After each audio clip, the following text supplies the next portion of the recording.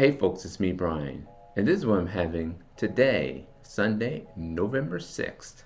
I'm having the Mad Elf, which is brought to you by the Troyes Independent Brewing Company, and the label reads as such. It is a holiday ale brewed with cherries and honey.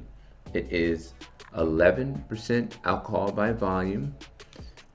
It's made with several different types of cherries: Bing, Lambert, Van, Royal Anne, and a cherry called Montmorency.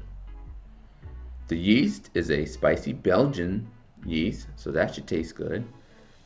11% alcohol by volume, and you serve it in a chalice, of which I have right here. The best by date is, it says freshest by 9/12/23. So we're well in the time frame where it should be fresh. Its description: it's time. The Mad Elf is here with its nuanced blend of sweet and tart cherries, Pennsylvania wildflower honey, chocolate malt, and a hint of mischief. Thanks to a spicy Belgian yeast, this ruby red holiday ale finishes with subtle notes of cinnamon, clove, and allspice. It's not the holidays until you've had your first Mad Elf. So I'm gonna put that to the test. Let's crack it open, folks. This will be the first time I've ever having a brew from this company, Troyes Independent Brewing Company. Now I gotta have to look at the label to see where they actually come out of. Hard pour for you folks. They're from Hershey. Okay, maybe that can explain the chocolate malt. Hershey, Pennsylvania. 12 fluid ounce glass, and I think I got a 6-pack of them for $11.99. And this is actually my third. So here's what it looks like after a hard pour. The head went down. Dark red slash, reddish brown, kind of like a dark copper, like a copper penny that's seen its best days decades ago. That's the color of it. So let's smell it. So I get the subtle hints of cherries and some honey. So it is true to their word. You get honey, you get cherry. I'm getting a little bit of orange, like citrus. I'm not necessarily smelling the chocolate malts or the spicy Belgian yeast. So let's try it out, folks. Prost!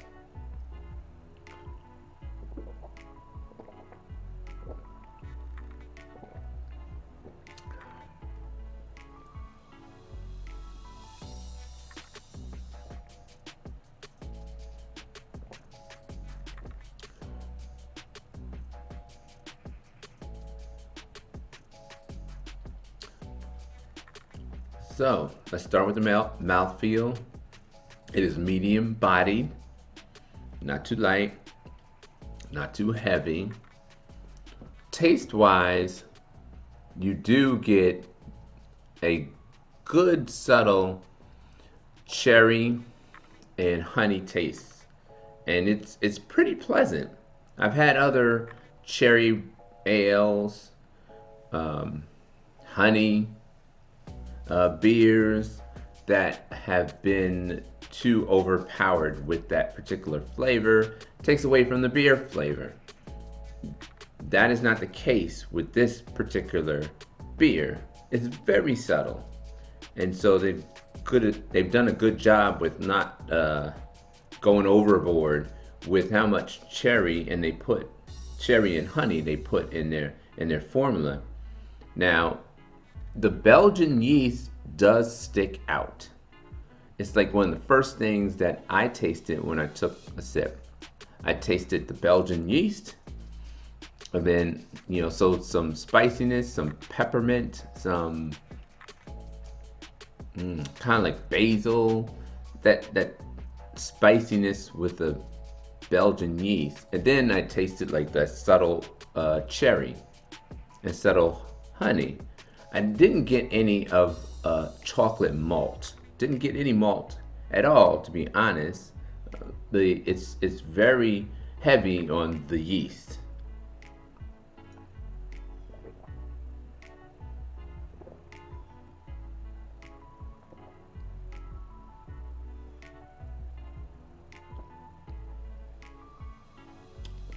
I do taste a little bit of cinnamon, not necessarily allspice, but I do taste the cinnamon. So three major things coming out of this beer are cinnamon, honey, and cherry. And the beer is very yeasty, if you will. Belgian yeasty. Doesn't have that candied sugar that you get with some Belgian ales, but it I guess due to the whatever malt, it's not chocolate malt, you do get a hint of sweetness that that malt in combination with the honey. So this, if I were to characterize this this beer, I would say it tastes like a triple, not so sweet triple brewed with strawberries. Not so sweet triple brewed with cherries and a little bit of honey. That's what it tastes like. And with a very significant pepper back end and front end. You taste it when you first drink, and it still lingers on its tongue. So how would I rate this? Well, this is the first Christmas ale with spices that I've had, that with fruit spices. I've had the Trappist Holiday Ale, which didn't purport to have any fruit in it, and some other winter warmers, which didn't purport to have fruit, I don't think. So this is the first of, its kind in a particular beer style. I give it a B. I think that it could use a little bit of work.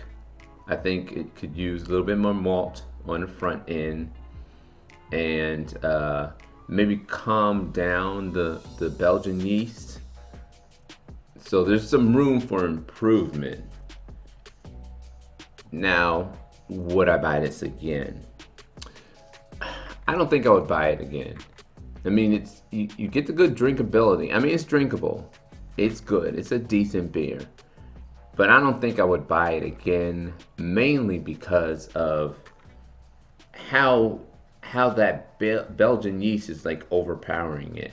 I like it a little bit more subtle. That spiciness a little bit more subtle, but not so much in your face as this particular beer brings. Now, I do love the ABV, 11%. That's a plus. And if I were at a party or a social event and it was being served, I definitely would get a cup of this, a chalice, if you will. And I'd probably get a story of like, hey, you know what? By the way, I'm a beer reviewer. I have a whole channel. It's called BibulousBrian, and I reviewed this, the Mad Elf, in 2022, specifically on November 6th. I was wearing a blue shirt with red letters in my dining room. So that would be a story. Anyway, folks, stay safe, stay sane, and I will see you later.